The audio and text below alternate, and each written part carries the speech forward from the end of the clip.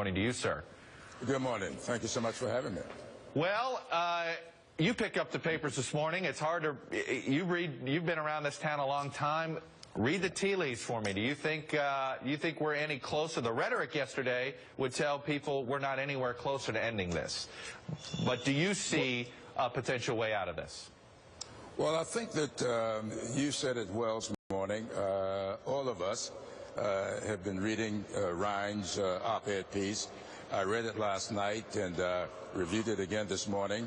I think it's telling that he's put forth some process issues that do not include any mention of Obamacare.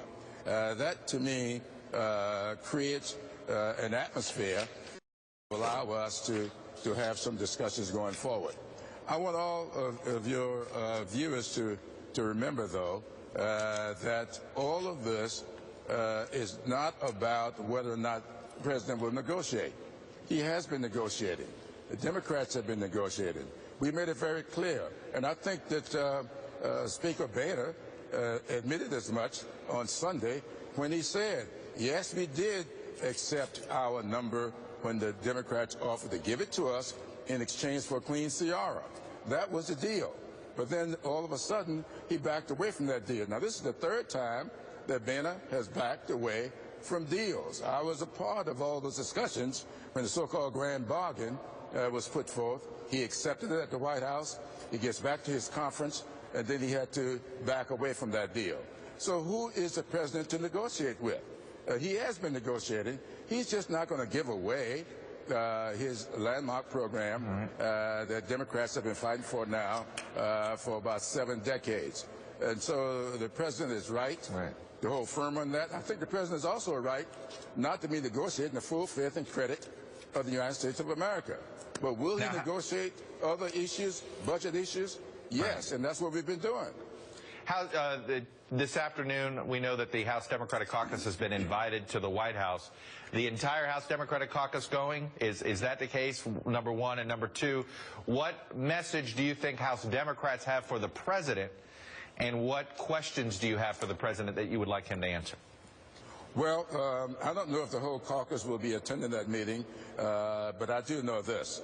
I have been met twice on yesterday, once with the full Democratic caucus. We are holding fast. We believe that we negotiated away our 1058 number of their 986 number. We negotiated that away, and we thought that we were going to get for that a clean Ciara. That's where the House Democrats are, and I believe we'll be asking the president to hold fast to that.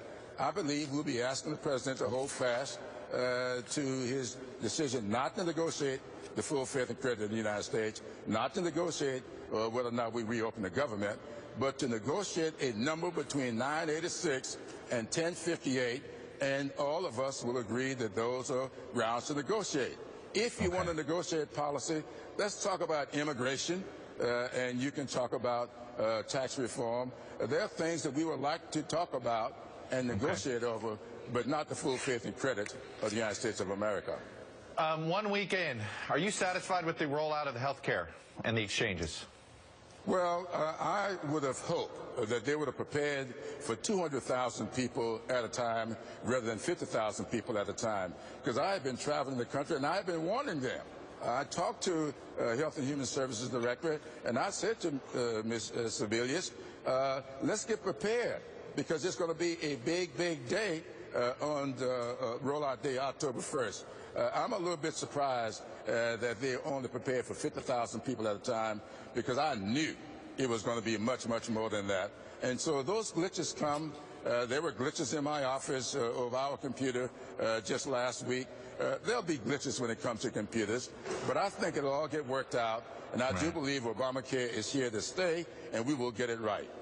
Yeah, you know, it's funny you bring up that you warned them. We're hearing all these reports that the administration was warned weeks, if not months in advance about both potential traffic issues and how this thing integrated with the insurance companies. That's exactly right. You know, when you have 40 million people without health insurance, nobody wants to be going through life without health insurance. People want to feel that if I get sick or if my child gets sick, that there's a way for that child to get taken care of. And no one wants the indignities of waiting in an emergency room. So I've been talking to people, I've been traveling the country, and I knew the interests were very high. These are not the people who've got access to the morning shows to express their feelings. So I knew they were coming out. I just wish that we were better prepared to receive them. All right. Congressman Jim Clyburn, Democrat from South Carolina, number 3 member of the House leadership. Thanks for coming on.